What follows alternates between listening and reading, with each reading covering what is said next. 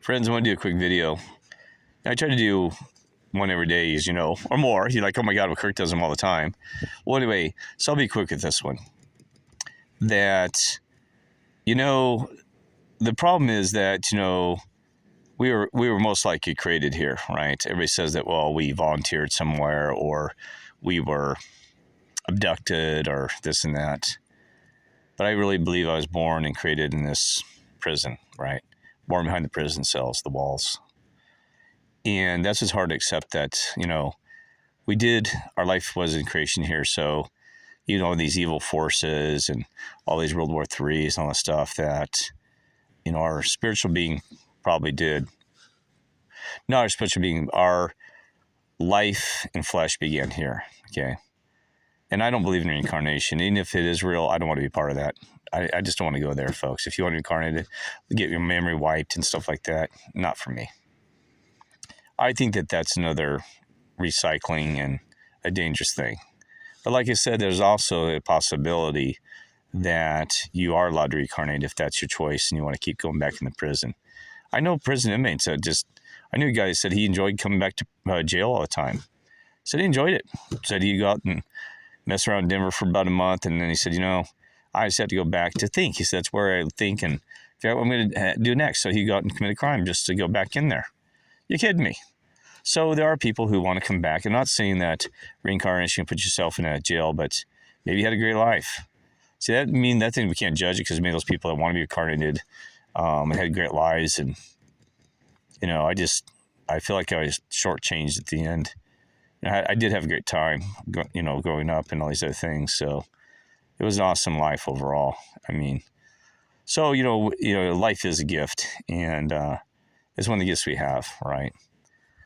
But the thing is that I think there is a spiritual aspect, and I don't know how this works, where, a soul or spirit, I guess soul is the people prefer that. To me, I kind of interchange it. I know they're different, but a soul actually does occur because they've actually done some deep analysis of, seeing what happens when an egg gets fertilized by sperm.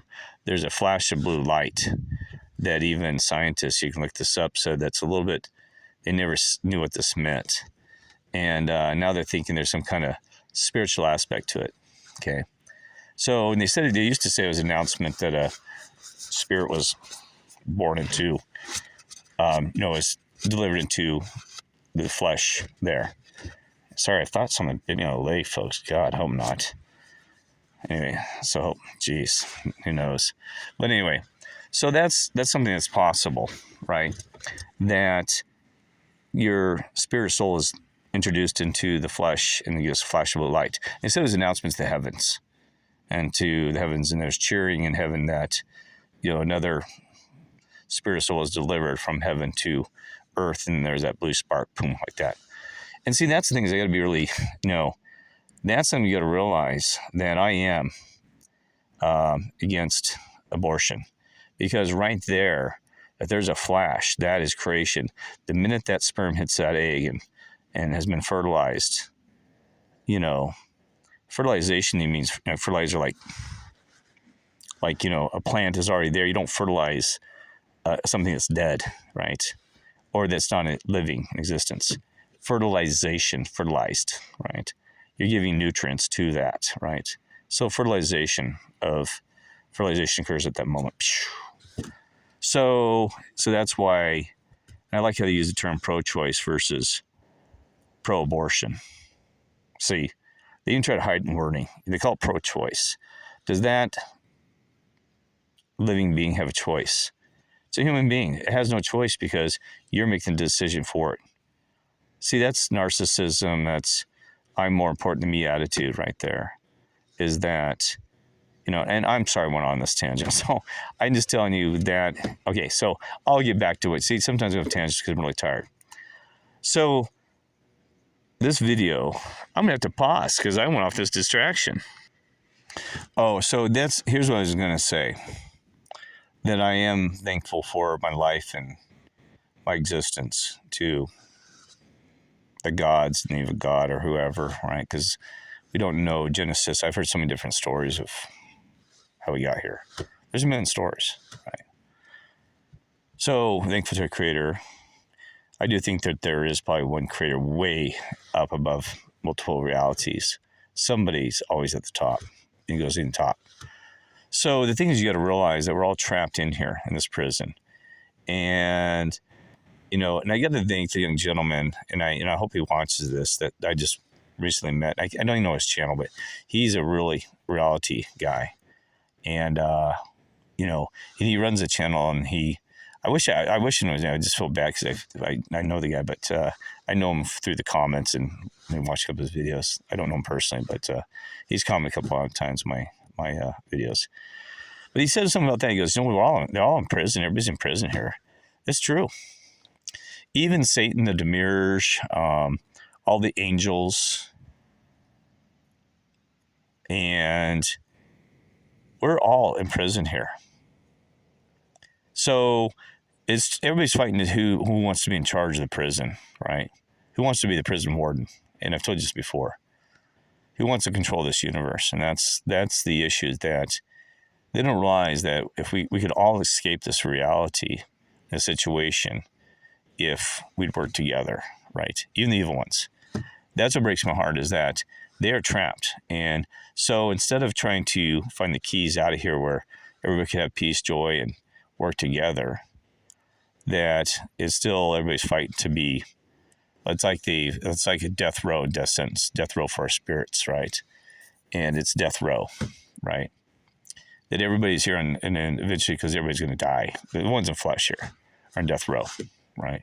We're on death row, right? You're on death row, by the way, and because nobody escapes death, right? That we're aware of. There's a couple of scriptures, we know that story, that some people do. I don't know. Who knows? So my point is this, that, you get this universe that, it's too bad that we can't work together. Satan, Diemerge, evil ones, the fallen angels. And Satan, the good angels are trapped here. See, and that's the thing, is I don't know if the Lord's trapped here. Did he make it to the higher heavens and out of this place? I don't know. Even himself, I do not know. He may have got trapped too. There are some things that make me question what happened when he was on that cross that really bothered me. When he said, "The Father, why hast thou forsaken me?" And they have all sorts of stuff behind that, right? And this and that, why? And then also that he cried out for Elijah. He did. And Elijah could not get there. So why would you say, "Father, forsaken me," right? That's a little bizarre, right? So, and that's the thing is I know whether your opinion about Christianity, that if I could ripple time, I wouldn't necessarily, the problem is you could cause damage to this reality and to what happened, because we wouldn't be here because that Christian, all those playbooks that occurred and those storylines, and they were probably real. Well, I know they're real. But if we did that, we would alter entire history, and it could have been worse. Could have been better. Probably would have been worse. Because there is a reason why some people do need to have some kind of higher threat from above. It's unfortunately true, folks. I'm not kidding you. There was a guy one time, he told me, he said, "Man, thank God the Lord's real, because, man," he said, I'd beat the shit out of you and everybody else in about 10 seconds if I didn't know I had somebody to respond to later." I was like, really? You can't contain your own anger and frustrations? And he said, "I can't." So I let it be. So that's why he let it be, right? And then you see people who are fighting. There's a couple one time, this LA couple, true story, that a preacher, they came in and told them to quit fighting. This is actually Montrose. And maybe you heard the story, because I don't know if there's multiple stories of this one. Maybe I heard it from a preacher in Montrose. They're fighting every, Montrose, Colorado, a small town I grew up in. So they're fighting all the time, just fighting and bickering, arguing. And so the preacher said, "You got to stop that. That's wrong." So, boy, they didn't come to church the following week. And finally he saw them, and he said they just looked miserable, depressed, out of their minds. So he went up to him and said, "Hey, why are you so depressed?" And he said, "Man, you don't need to come to church anymore. What's going on?" They said, "And it's not that you don't come to church. Why are you so depressed?" And they said, "Well, we did what you asked us, and we've never been miserable in our life. So we'd love to fight. So we didn't realize, we fight, but, and they weren't physical towards you, just cussing and bitching each other and calling each other names. And he said, we've never been so damn miserable our entire life. And so he said, you know what? I retract what I told you. He said, go ahead and live your lives. And, we're not going to judge that. And if it's against religion to fight, then he goes, I don't know what to tell you, because he said, you're not being happy. And so he said, boy, a week later, they're coming to church and smiling and, back to their bitching at each other, calling each other names. And so love works in mysterious ways, not only God, right? They were miserable. So we can't tell what brings somebody happiness. You can't judge that, right? And so my thing is this, though, is this real? Some people, I said, blessed, and to me, it's miserable. Last few years, I miss being a head coach. I miss baseball. I miss all these things, just being a norm even, right? And because once you take that pill in the matrix, boy, it's boom. You know what I mean? And then you start getting attacked by the spiritual world because you're awake and stuff. So, but anyway, so, my thoughts are that we're all in prison. I wish we could work together. And so the key questions I want to know is if I can break my script. And, it's kind of like the prisoner in the movie. He's the prisoner is really good. Like, so I keep saying that, but you got to watch it. But the only thing that everybody lacks in this entire world that nobody gets, that everybody has failed to understand, all the truthers, the so-called truthers, nobody knows the truth. I told you, all the ones that are woke or awake, they miss that key thing, that everything I've done my entire life, now, I don't know if it's for everybody, it's happened to them, my entire life has been scripted. Now, you have some flexibility. You do have some free will, and like I told you, I could probably decide to go to Florida, and they'll rearrange everything. But see, that's the thing is, too, they can read the future to some extent as well, major key events in my life around the world. I'm not saying I'm special, folks. Don't you understand? I don't want to be living the script, but I will live it because it's a chance for me to help each other and, help you friends, and we help one another escape this matrix, right? This prison.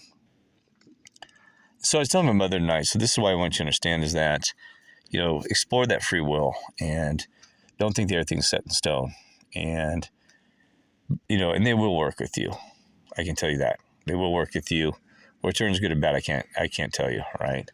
But the thing is about the script thing is that it's like they can read the future to some extent. Now, I don't know how much, because I can trick them in a sense that they know the overall plan, right? And so if I'm driving down the highway, they know where I'm headed. But if I make a last minute decision, turn off real quick and go another direction, then they got to rearrange everything. Say what's going on here. Kirk did this or that, and it sounds freaky, but it's real. My mother knows it's real after I've been exposed to so much. And I don't want you to freak out, like you're being monitored. But it's true that, and it can be a good thing because great things have happened too when I follow that script. But sometimes it's horrible, and overall it's it's a counterbalance. I can't decide whether it's good or bad.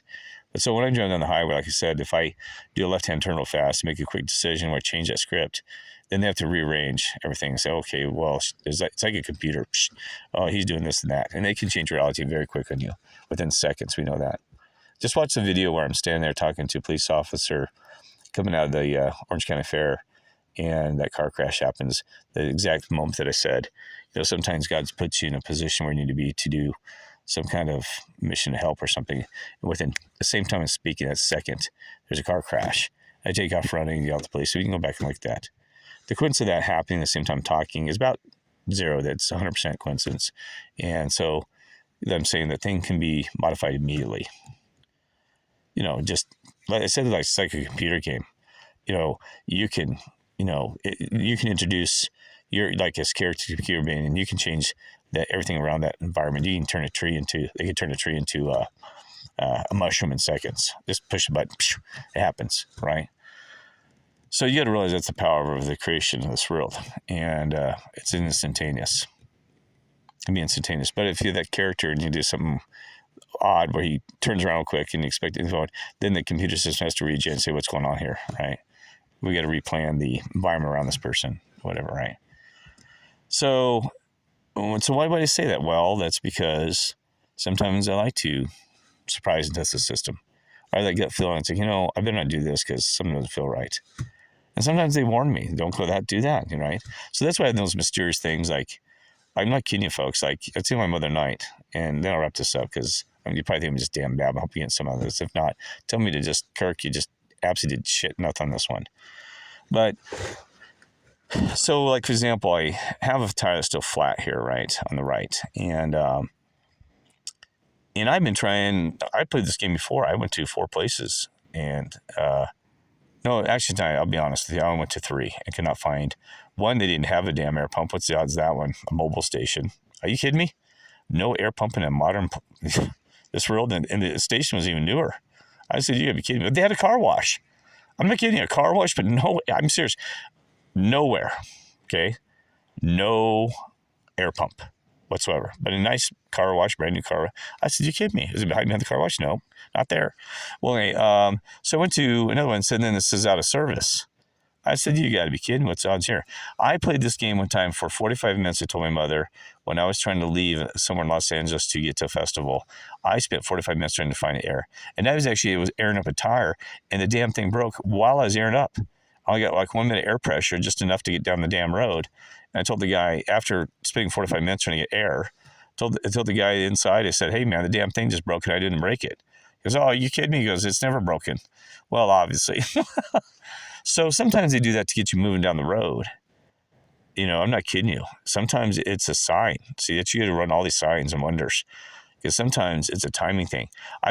There's no traffic going to Denver sometimes, and all of a sudden, people came out of nowhere, a traffic jam. I said, what's going on here? Apparently, I'm not supposed to go to Denver today. Yeah, not supposed to go to Denver today. Because, it becomes obvious. Every route we're taking, I was with Bob, that's like your father to me. We've had this several times when I was in Colorado, that it's just like this traffic jam out of nowhere. You could check with nothing there. And I'm seriously, it was just like, you're kidding me. And then I had like mysterious Uber calls where I call Uber from my house to get a ride when I didn't have I had a vehicle stuff that was going on. I could not, they'd be halfway there and then all of a sudden they just didn't show up. It'd be canceled last minute. Like, what the hell is going on here, right? So you got to realize there's some manipulation to where your head or things going on in this reality. And I don't know if you experience that. It can be frustrating because sometimes you have a plan, but then I always try to find a different thing to do when that occurred. And sometimes it works out for the better. I said, well, that was probably a good idea, right? It's kind of those people who don't board the plane and all of a sudden it crashes.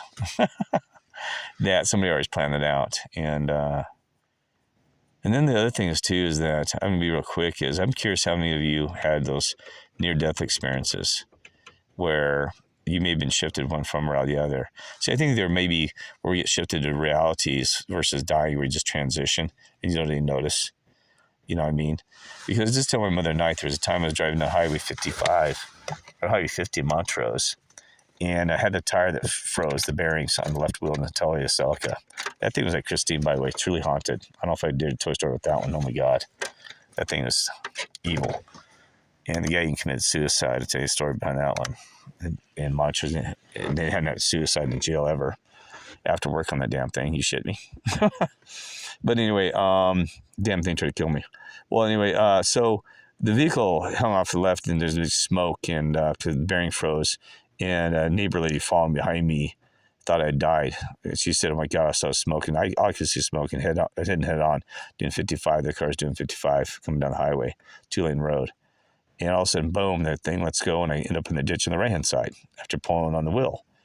And there could have been those moments where in the smoke and all this, because I could not see, that a reality occurred where I transitioned to living. So thank you, the other ones, for living past that moment, because I probably had head-on collision, just don't know. Like I said, I couldn't see the smoke and see out of my damn mind. And then so when I got off the side of the road, that car kept on driving. My neighbor comes out and says, oh my God. She goes, oh my God. She goes, because that's still with my parents. She was older. She goes, oh my God. She goes, oh my God, all I saw was you going head on with that car. And the smoke, I couldn't see through the smoke. And all of a sudden you come flying out of there. She goes, I thought it was over. Maybe it was. And that's the thing is there another reality that splits off? And They got a report. My parents said, "Oh my God," because my mother's still talking today. It didn't happen to her. She's a retainer of reality. She understands the effect changes. She's one that doesn't take downloads. So they probably was a transition in reality where I didn't actually die. They just moved me quickly. But there might be ones where they transition. Some people said you might leave one reality and enter another. I don't know.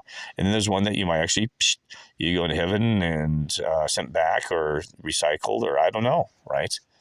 But so there was actually when I was in Colorado that I used to keep track how many times I had near death or close to death, not just near death where you like I was dead and saw myself floating above my. I never had one of those floating above my body. Well, I mean near death was where probably should have died but didn't. There's a time in Montrose, I was driving by Can, long story, and I had 4 people in the car and within inches of flying off this cliff, 1,000-foot cliff, and visible hands, I don't know, or push the ar back. I'm not kidding, a real story there. Then I said, there's that one where I smoke. And then, I think I almost drowned the damn river, with my brother. We were going down and went off a waterfall and shit, I saw bubbles, time slowed down. It was crazy. I mean, I thought I was dead, and also his hand comes out of nowhere and pulls me out. And it was supposedly my brother, but he, now with this new Mandela effect, he said he slightly remembers it, but doesn't quite remember it. I think he remembers saving your damn brother. But he had this real look, and I was talking to him about, he's like, well, I kind of remember something. You kind of? Like I was feeding him information so he could take a download from me versus whatever taken from the damn system. Weird. So anyway, so I counted these up. I used to keep track in Denver. I slipped on ice one time and the car almost probably ran over me with cowboy boots in damn winter. I used to keep track of those near death where somebody a car, whereas damn inches of dying. So I had 8 and I said, shit, maybe 9 will stop. No. So I got up to like, oh my God. I finally got to like in the teens. I'm like, oh my God, is this going to stop? And I think I got up to like almost 30. Not kidding you, friends. Like 32, 33 times. And I'm like, geez, there's always something that happened. Almost died and almost got hit by a train in frickin' Denver. I accidentally, it's a long story on that one, in the middle of the night, to me, had gotten hit by a damn train almost, but it was within inches of me getting. So my point is this, and then my hospital had sepsis and damaged my damn kidneys, and they told me, they said, damn, we almost died, almost. So anyway, so I used to mark track of those. So I'm just curious how many, if you can comment, so I just have an idea of how many near-death experiences, and near-death just means damn close, but somebody probably intervened. I'm going to call it near intervention moments, near divine, I'm trying to think, intervention death moments or something where somebody intervened and kept you going, okay? Because near death, I mean, that always has a connotation that they were frozen dead on a table and you got back to life and some remember floating by their body or this and that. I just mean damn close calls. And everybody has close calls in this world. I know that. But where it gets ridiculous, like mine, where people, even my mother, she says, I've never had any close calls like you. She's had a few, 2 or, car accident here or there, but everybody's, but everybody's involved in nothing serious. And that's shocking. She damn near died when I was born. I was born as a preemie. And doctor said this is the only, he'd been in practice for 25 years and 30 years as a surgeon. I guess 30 ER delivery guy. And he said, damn. He goes, I thought you were a goner. It's the first one. And she said she literally couldn't stop shaking and just was holding on for dear life for life. And so I was born, I think 2 months earlier. She was born in May, born in March. Long story behind that. And supposed to be blind too. I have damage to my eyes. And they can't even figure out how I can see. I literally have holes in my eyes, folks. Like you take an onion and you put a bunch of holes to each layer. Eventually you can't see anything because so many holes in each layer. And they said they don't understand how I'm not blind. I guess that's one miracle. I just wonder a miracle of being able to see. So anyway, it's not explained. Anyway, so I'm going to cut this off, and thank you so much. Take care and love you all.